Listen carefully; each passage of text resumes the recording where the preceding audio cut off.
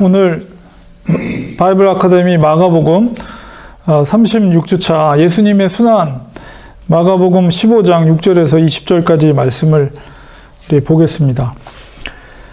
이제 마가복음 15장 6절에서 20절에는 예수님의 십자가 처형에 선고하는 과정, 그리고 로마 군인들로부터 희롱당하는 장면이 기록이 되어 있습니다. 이 예수님의 그 십자가형 선고하는 과정을 우리가 살펴볼 텐데, 본문을 살펴볼 텐데, 거기 보면 예수님이 하신 일은 아무것도 없어요. 그리고 예수님 아닌 다른 사람들에 의해서 십자가형이 선고가 되는 과정이 기록이 되어 있습니다. 우리 본문을 살펴보겠습니다. 먼저 십자가형을 선고받는 과정을 마가복음 15장 6절에서 15절에 있는 본문을 살펴보겠습니다.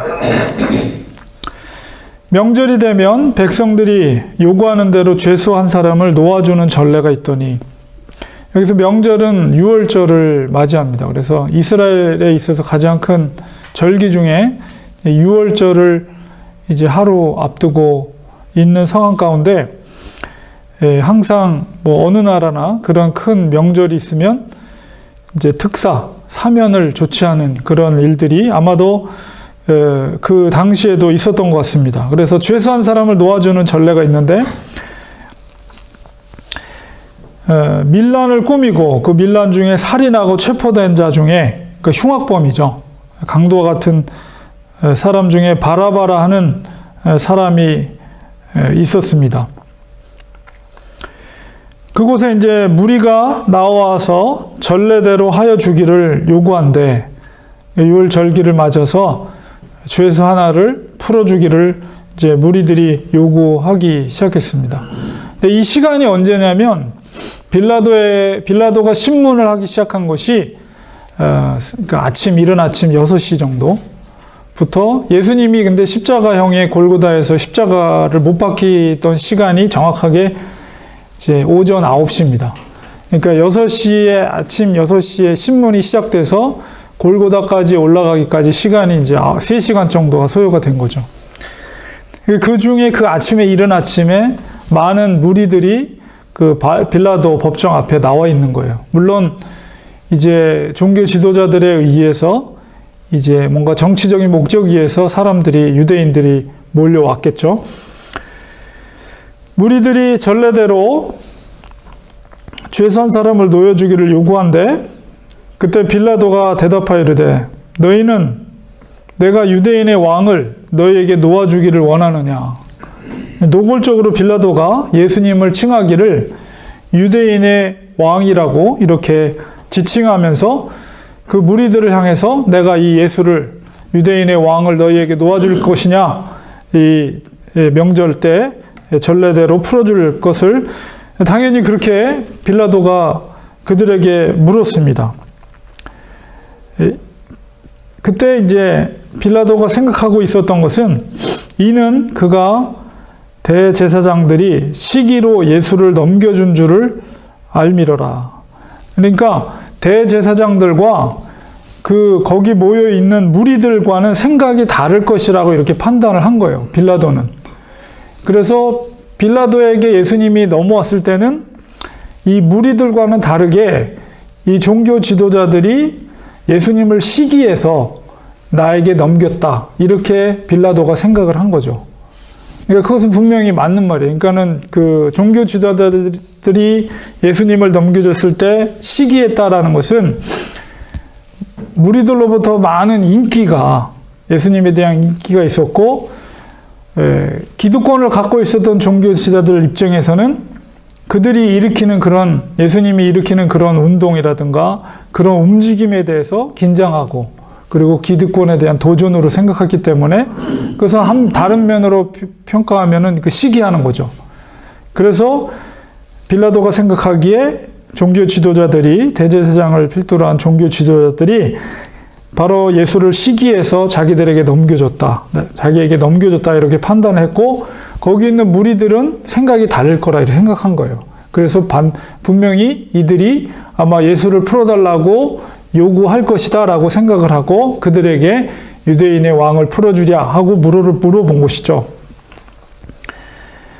그러나 대제사장들이 무리를 충동하여, 그러나 아마도 거기에 모여있는, 새벽 이른 아침에 모여있는 무리들 중에는 이 종교 지도자들, 대제사장들이 충동질해서 모여있는 사람들도 있었을 거예요. 그래서 그 무리들에게 충동질해서 도리어 바라바를 놓아달라, 이렇게 소리를 그 무리들이 하게 한 것이죠. 빌라도는 생각하기에 이 예수님이 죄가 없는 것을 자기가 판단하기에 죄가 없는 것으로 인식하고 있었고, 무리들은 예수를 풀어달라고 요구할 거라고 생각했는데, 그 대제사장들의 충동질에 이 무리들은 오히려 바라바를, 강도질했던 이 살인자인 바라바를 놓아달라고 요구하는 것에 대해 어떤 면에서는 놀랐을지도 몰라요, 빌라도가. 그래서 그들의 반응에 대해서 대답하기를, 그러면 너희가 유대인의 왕이라 하는 일을 내가 어떻게 하랴? 이렇게 말합니다. 근데 사실 빌라도의 입장에서 이 예수님의 신문을 했을 때 로마 법적으로 생각할 땐 이 예수님이 그 죽을 만한 죄가 없는 거예요, 빌라도가 생각하기에.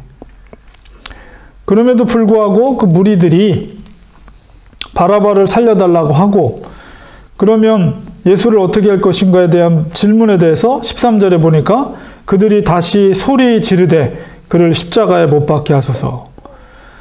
바로 이것이 이제 대제사장들과 종교 지도자들이 원했던 것이죠. 신속하게 유월절이 지나기 전에 예수를 십자가에 못 박아 처형하는 것, 처리하는 것.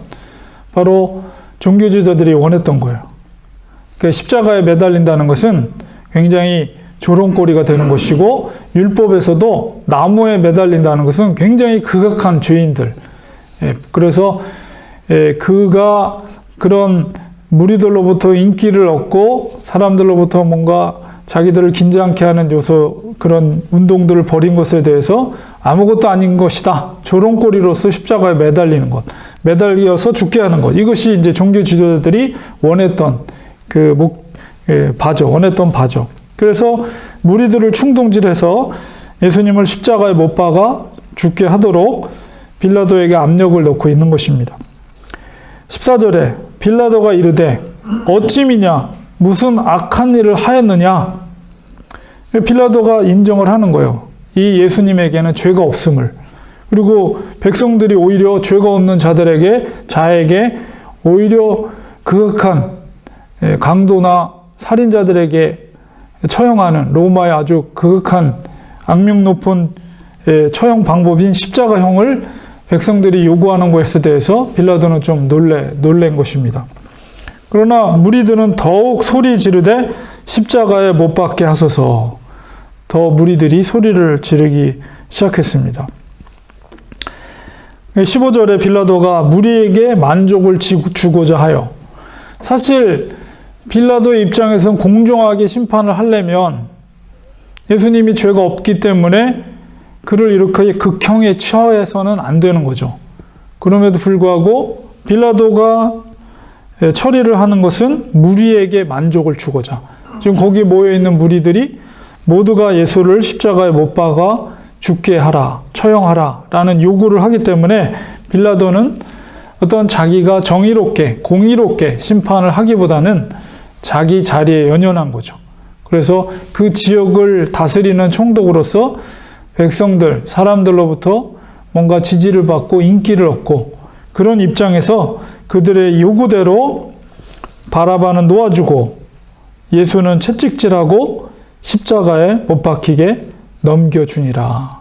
그래서 결국은 십자가 처형의 형벌을, 이제 선고를 빌라도에 의해서 하게 된 것이죠. 그러니까 종교 지도자들이라든가 사내들이는 그런 법적인 권리가 없었기 때문에 바로 빌라도를 통해서 합법적으로 예수님을 십자가에 처형하도록 이제 그 처형의 선고를 얻어낸 것입니다.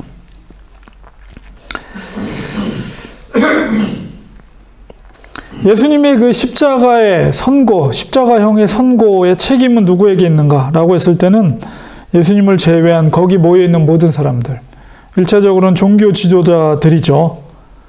오히려 그들이 반박해야 될 것은 로마 정부를 향해서 반박해야 되는데 그들은 비겁하게도 그 모든 불만을 예수에게로 돌렸고 그 다음에 군중들조차도 분명히 예수님을 살릴 수 있는 그 명절의 전례대로 살릴 수 있는 권한이 군중에게도 있었는데도 불구하고 그 기회를 하지 않고 또 빌라도도 역시 예수님을 살릴 수 있는 권한이 있었음에도 불구하고 자기의 인기, 자기의 자리에 연연하면서 예수님을 십자가형에 처하도록 하는 역할을 하는 것을 보게 됩니다.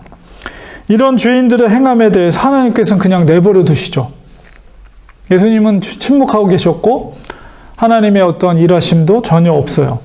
근데 이런 상황을 보면서 악인의 행함조차도 하나님의 섭리 가운데 하나님의 뜻을 이루어가는 과정이라는 것을 우리가 알 수가 있는 것입니다. 두 번째로는 마가복음 15장 16절에서 20절에 있는 본문 로마 군인들에게 조롱을 당하시는 예수님의 모습을 보게 되는데요. 일단은 채찍질을 맞으시죠. 그리고 이제 십자가에 못 박히게 넘겨주는데 15장 16절에 군인들이 예수를 끌고 브라이도리온이라는 뜰 안으로 끌고 가서 온 군대를 모으고 이제 군인들에게 넘겨받았어요. 빌라도에 의해서 십자가 처형이 결정이 됐고 선언이 됐기 때문에 이제 군인들이 그것을 집행하기 위해서 예수님을 이제 빌라도의 처형에 의해서 군인들에게 손에 넘겨받았습니다. 그리고 이제 예수님을 일단은 이제 40대 산하 가만 39대의 채찍질을 맞으시고 브라이도리안이라는 뜰 안으로 예수님을 끌고 가고 거기에 이제 군대들이 모여 있죠. 거기에서 17절에 예수에게 자색 옷을 입히고 가시관을 엮어 씌웠다. 이것은 유대인의 왕의 광대 옷을 입힌 거예요. 그러니까 이 자색 옷은 귀족들, 왕족들이 입는 옷이거든요. 그 자색 옷이라는 것이. 근데 여기서 이제 자색 옷이라는 게 뭐 그렇게 귀한 옷감으로 되어진 옷은 아니고 색깔만 그런 색깔로 칠해진 광대옷 같은 거죠. 그리고 왕관으로서 씌워줘야 될 왕관을 가시로 만든 관으로 이제 예수님을 씌워지게 함으로 마치 유대인의 왕인 것처럼 이렇게 놀림거리로 조롱거리로 그렇게 겉으로 그렇게 옷을 입힌 거죠. 그리고 경례하여 이르되 여기서 로마 군인들이 경례한 것도 진짜로 유대인의 왕으로서 경례가 아니라 조롱하는 거죠. 장난치고 조롱하면서 경례하여 이르되 유대인의 왕이여 평안할지어다 하고 말과 행동이 다르죠. 평안을 비는 게 아니죠. 조롱하는 거죠. 가시관을 쓰고 그리고 19절에 갈대로 그의 머리를 치며 우리 갈대로 머리를 치면서 또 침을 뱉으며 꿇어 절하더라. 조롱하는 거죠. 진짜 꿇어서 절하는 게 아니라. 20절에 희롱을 다한 후 자색 옷을 벗기고 도로 그의 옷을 입히고 십자가에 못 박으려고 끌고 나가니라. 그 브라이도리온이라는 뜰 안에서 로마 군인들이 대열에 있는 가운데 몇몇의 로마 아마도 계급이 있는 사람, 십부장이나 뭐 그런 사람들이 대표로 조롱을 했겠죠. 예수님을. 이 장면 속에서 사실 유대인이 아닌 로마 군인들의 편제를 우리가 그 당시에 살펴보면 로마 군인들은 일종의 직업 군인들이에요. 그러니까 오늘날처럼 미군들처럼 군인들에게는 혜택이 많죠. 미군들도. 그 당시에도 역시 군인들이 되는 것은 가난한 농민들이라든가 이렇게 먹고 살기 힘든 사람들이 이제 로마에서 군인들을 모집할 때 이제 먹고 사는 것, 의식주 문제 이런 것들을 해결해주고 그러니까 가난한 농민들은 땅이 없고 그렇기 때문에 먹고 살기가 힘들었어요. 그래서 이제 군인으로서 이제 지원을 해서 일단 군인이 되면 옷이라든가 먹는 문제라든가 이런 것들은 다 풍족하게 해결이 되기 때문에, 그리고 이제 세금 면제라든가 이런 여러 가지 혜택들을 군인들에게 줌으로 인해서 군인들을 이제 용병들을 로마 군인으로 이렇게 하게 된 거죠. 그래서 여기서 조롱했던 군인들도 다 유대인은 아니고 비유대인, 이방인 출신의 이런 그런 평민들이 이제 군인으로 들어오게 된 거죠. 그래서 사실은 유대인들이 만약에 유대인들에게 넘겨줬다면 이렇게 조롱하거나 뭐 채찍질을 한다거나 이럴 필요는 없죠. 종교 지도자들이 원했던 것은 예수를 조롱하거나 뭐 그럴 필요까지는 없고 십자가형에, 다만 십자가형에 즉시 빨리 신속하게 처리하는 것이 유대인들이 원했던 것이에요. 근데 하나님께서 왜 유대인이 아닌 비유대인들이 로마 군인들에게 이런 조롱을 당하는 것을 하나님께서 허락하셨는가? 우리가 그런 것을 생각할 때 그것은 바로 구약에 있는 선지서, 그 다음에 예언에 대한 말씀의 성취를 이루기 위함이다. 우리는 이렇게 이해할 수가 있습니다. 만약에 유대인들에게 넘겨졌다면 이렇게 조롱하지 않고 아침 6시부터 십자가에 죽으시는 9시까지 3시간이나 긴 시간 동안 그렇게 조롱하거나 그런 고난을 주는 그런 일은 유대인들은 안 했을 거예요. 바로 즉시 골고다로 끌고 가서 십자가에서 매달렸을 텐데 로마 병사들에게 넘겨짐으로 인해서 그들에게 조롱을 받고 고난을 받는 그런 과정을 거치게 하셨습니다. 그것은 보면 우리가 이사야서 53장 5절에 지난주 제가 설교 본문에도 잠깐 얘기했던 것처럼 그가 찔림은 우리의 허물 때문이요 그가 상함은 우리의 죄악 때문이라. 그가 징계를 받음으로 우리는 평화를 누리고 그가 채찍에 맞음으로 우리는 나음을 받았도다. 이사야 선지자의 그 순종하는 종의 노래 속에 나와 있는 순환당하시는 종의 모습, 예수님의 모습이죠. 그 모습, 구약에 예언된 말씀에 대한 성취를 하나님께서 그냥 내버려 두신 거예요. 허락을 하신 거예요. 그래서 로마 군인들로 인해서 이러한 예언의 성취를 이루게 하신 것이다. 우리는 이렇게 이해할 수가 있습니다. 그리고 우리가 예수님의 그 고난을 우리가 생각할 때 우리가 늘 고난 주간에 뭐 한 끼 금식하거나 이런 우리가 그렇게 고난 주간을 보내는데 사실 예수님의 고난을 묵상해 보면 우리 그 일주일 만에 혹은 그 고난받는 그 시간 동안 목요일이라 금요일 날 그 이틀 동안에 일어났던 고난이 예수님의 고난의 전부라고 우리가 생각해서는 안 됩니다. 왜냐하면 예수님의 고난은 사실 이렇게 조롱당하고 뭐 십자가를 지고 가시 면류관을 쓰는 것 그 시간뿐만 아니라 이미 전생애를 통해서 공생의 기간 동안에 이미 예수님은 자기가 십자가에 죽어야 될 것을 알고 있었어요. 그렇기 때문에 당신이 주님께서 감당해야 될 그 십자가에 대한 정신적인 고통, 자기가 십자가에 죽어지기 위해서 이 땅에 왔다는 것을 알고 있기 때문에, 그러니까 그 고통은 당신 스스로가 감당하고 결단해야 되는 고통이었기 때문에 예수님의 그 고난은 단순하게 그 고난 주간 일주일 동안에 겪을 고난이 아니라 이미 공생애 아니면 전생애 동안에 예수님은 그 고통을 감수하고 있었다.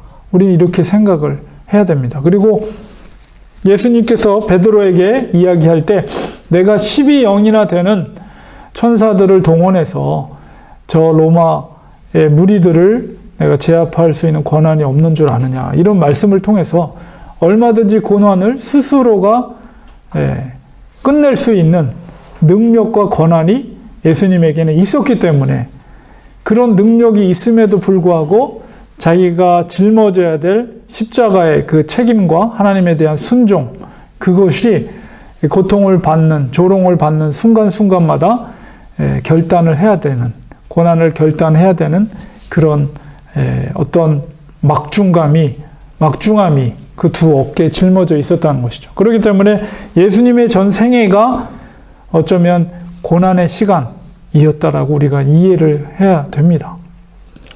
그래서 이사야서 53장 6절, 우리는 다 양 같아서 그릇 행하며 각기 제 길로 갔거늘 여호와께서는 우리 모두의 죄악을 그에게 담당시키셨도다.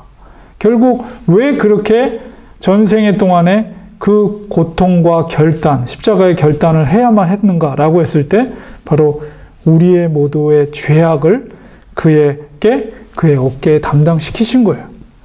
그것을 예수님께서는 감수해낸 거죠. 그러니까 우리가 예수님의 고난을 단순하게 우리 고난주간 한 주 동안에 겪어야 했을 고난이었다라고 우리가 이해해서는 안 되고, 전 생애 동안 예수님은 그 고난을 감수하고 감내하고 또한 결단하며 그 시간들을 보냈다는 것을 우리가 이해할 필요가 있습니다. 그래서 오늘은 예수님의 십자가 처형에 선고되는 과정과 또한 로마 군인으로부터 왜 고난을 받아야만 했는가, 그리고 그것을 하나님께서 왜 그것을 허용했는가에 대해서 우리가 살펴보았습니다.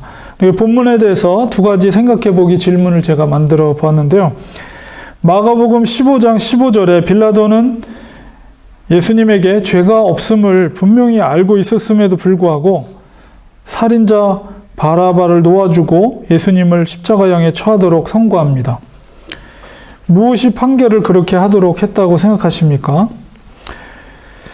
그리스도인이 그와 같은 자리에 있다면 어떻게 결정해야 할까요?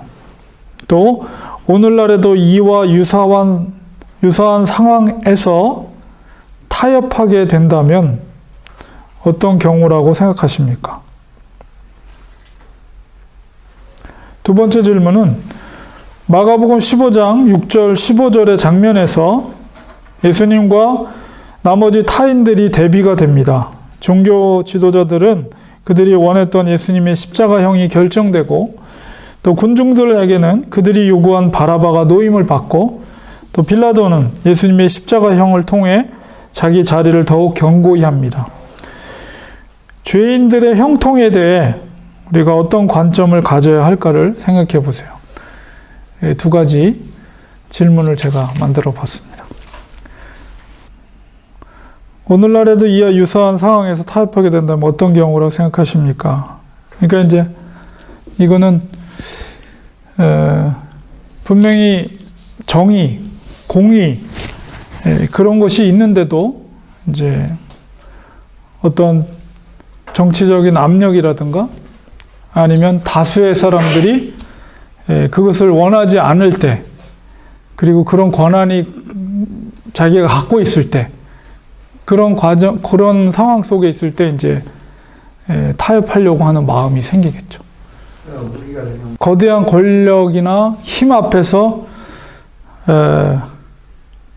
누구나가 이렇게 나약해지는 건 사실입니다. 그러나 우리가 하나님을 두려워하고 하나님 앞에서 이것이 옳은 것이다 라고 그리스도인들이 분명하게 생각이 서면 어떤 일이 있어도 타협하지 않고 하나님의 뜻대로, 하나님의 공의와 정의대로 나가는 게 나에게 불이익이 온다 할지라도 이게 이제 올바른 그리스도인의 태도라고 봅니다. 나중에는 그게 옳다는 걸 알거든요. 네. 근데 당시에는 엄청난 그런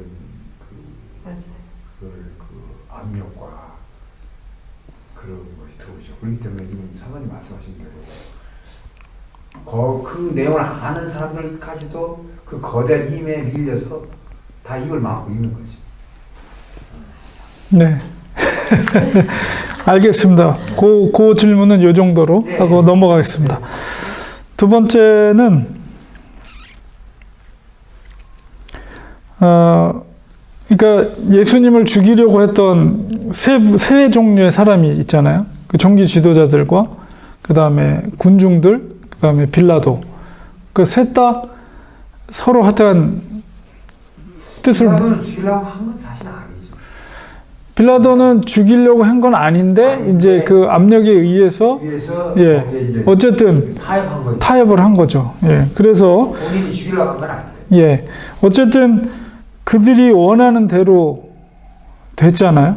뭐 그것을 우리가 일종의 형통이라고 했을 때 그들의 입장에서 그들이 원하는 대로 됐기 때문에 이제 이런 것들을 요즘 시대나 뭐 역사를 통해서를 볼 때도 우리가 교회 역사나 이런 걸 볼 때도 그런 경우들을 우리가 찾을 수가 있죠. 그런 죄인들의 형통, 여기서 죄인이라는 것은 하나님의 사람들이 아닌 사람들의 형통함을 우리가 어떤 관점으로 봐야 될 것인가. 이제 그런 질문입니다. 우리가 믿음의 관점에서, 그리고 보면은 사실은 물론 하나님의 섭리 가운데 예수님의 십자가의 죽으심이 허용된 거죠. 그런데 이제 겉으로 보기에는 그 사람들이 요구하는 대로, 그 사람들이 원하는 대로 되어졌지만 우리가 하나님의 나라의 관점 속에서 봤을 때는 예수 그리스도의 고난과 십자가의 죽으심이 정말 구속의 역사에 있어서 그 정말 정점과 같은 복음의 핵심적인 사건이 된 것이죠. 이런 것처럼 우리가 현실 속에서 구원받지 않는 자들의 형통을, 그게 이 땅에서 형통함이 전부가 아니다. 전부가 아니고 우리는 하나님의 나라의 관점 속에서 볼 때 그것이 잘 되는 것이 아니다. 이제 그런 생각을 우리가 가져야 되고, 궁극적으로는 하나님 앞에 섰을 때 과연 그런 자들과 비록 희생되고 역사 속에서는 기록되지 않더라도 그런 힘이 없는, 세상적으로 볼 땐 힘이 없는 자들이 믿음을 지켰을 때 그것이 하나님 나라에서는 오히려 더 큰 것이다. 이런 믿음을 가지고 우리가 살아가야지, 자꾸 이제 세상 사람들을, 우리 믿는 사람들이 비교하고, 저 사람들은 교회도 안 다니고 믿음도 없는데 왜 이렇게 잘 되고, 우리는 교회 열심히 다니고 하나님 잘 믿었는데 왜 이렇게 힘들고 고생해야 되나? 이런 생각을 가져서는 안 된다는 거예요.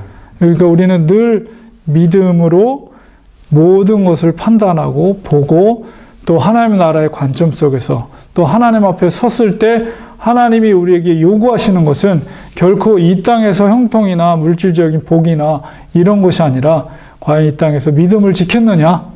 우리가 비록 가난하게 살고 조금 어렵게 살아도 너가 끝까지 믿음을 지켰느냐? 하나님은 그것을 본다는 사실을 우리가 흔들림 없이 그 믿음을 갖고 살아야 되는, 이 땅에 사는 동안. 그래서 하나님이 우리 형편에서 우리에게 주어진 그 상황과 형편 속에서 내가 믿음을 지키는 것이 무엇인가, 이런 것을 늘 생각하면서 이제 하루하루 살아갈 때 결국 그게 하나님 앞에서 섰을 때 우리의 믿음의 열매가 되는 거죠.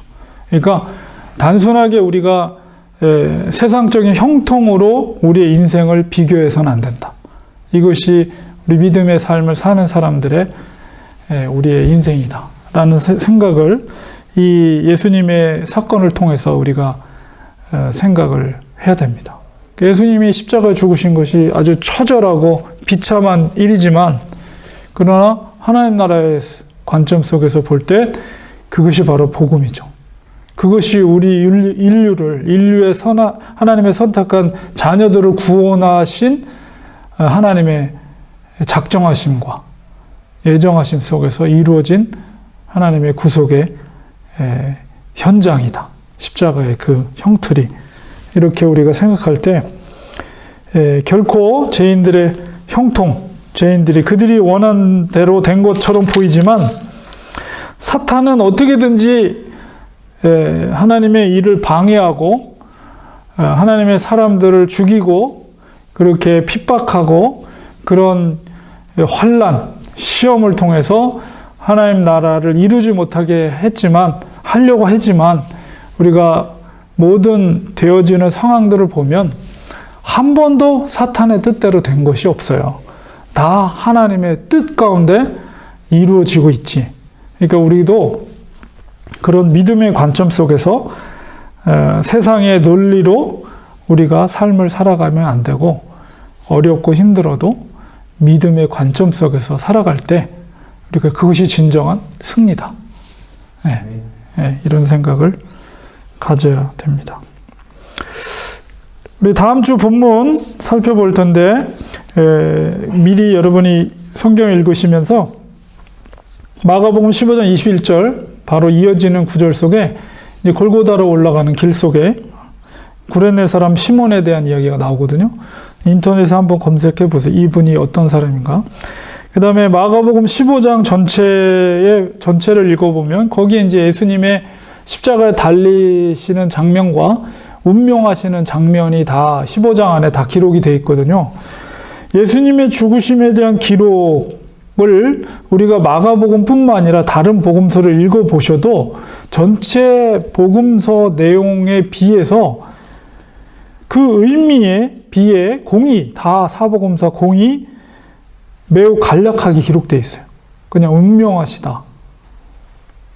비교적, 전체적으로 볼 때.